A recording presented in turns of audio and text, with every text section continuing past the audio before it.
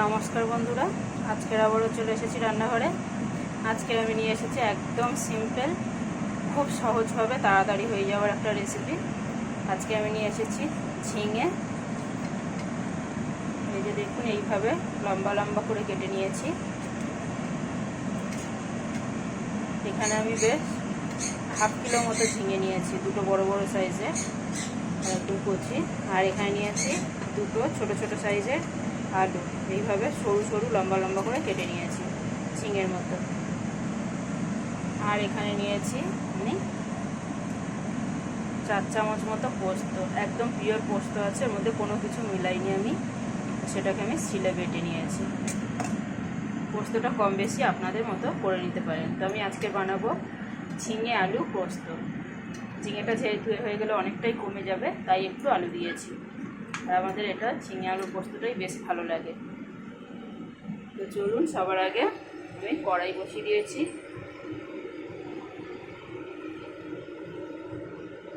কড়াইতে দিয়ে দিচ্ছি সরষের তেল।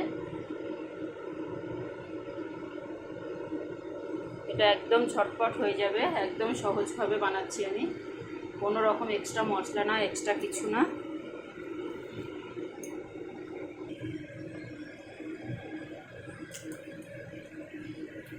তো এখানে দিয়ে দিলাম আমি দুটো বড় বড় সাইজের শুকনো লঙ্কা টুকরো টুকরো করে। আর দিয়ে দিচ্ছি কালো জিরে।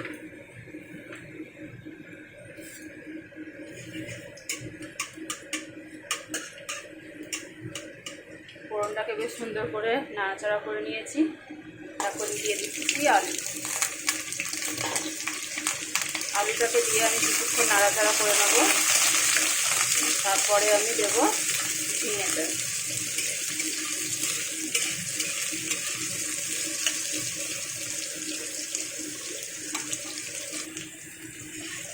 তো এখানে দেখুন, আমি আলুগুলোকে কিন্তু বেশ সুন্দর করে নাড়াচাড়া করে তেলে ভেজে নিয়েছি। পুরো কাঁচা ভাবটা চলে গেছে,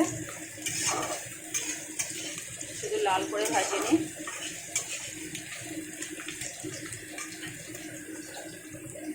এখন আমি দিয়ে দিচ্ছি ঝিঙে বাটাগুলো।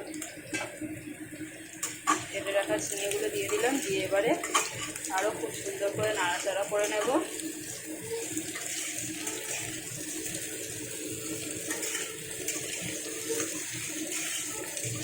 এখন আমি এখানে দিয়ে দেবো নুন। নুনটা টেস্ট অনুযায়ী দেবেন নিজেদের।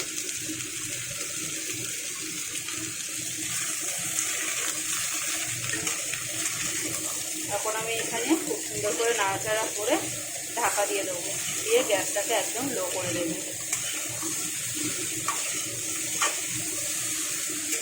দিয়ে সবজিটা সেদ্ধ হতে দেবো।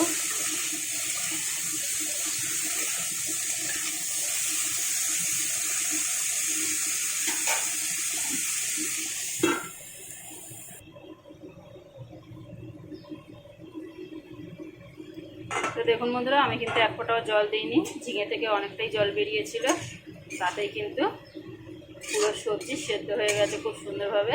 আর আমার রান্নাও অনেকটাই রেডি হয়ে গেছে। এই যে দেখুন, এখন আমি এখানে সামান্য একটু চিনি দিয়ে দিচ্ছি।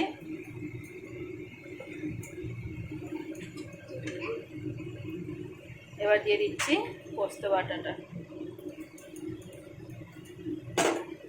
তো ব্যাস কমপ্লিট হয়ে গেল। এবারে কিছুক্ষণ নাড়াচাড়া করে আমি নামিয়ে নেব। এর মধ্যে শুধু লাস্টলি নামাবার সময় একটু সরষের তেল দিয়ে দেবো কাঁচা।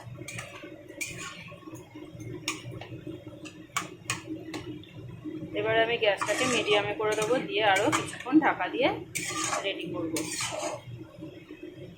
আর বেশি সময় লাগবে না।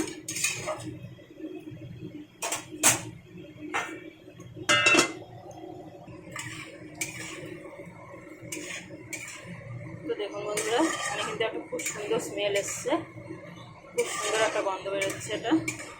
আর আমার কিন্তু ঝিঙে আলু পোস্ত একদম কমপ্লিট। গ্যাসটাকে অফ করে দিলাম। এখন দিয়ে দিচ্ছি আরও 1 থেকে 1.5 চামচ মতো সরষের তেল, দিয়ে একটু মিক্স করে নেব। তারপরে নামিয়ে নেব এটা।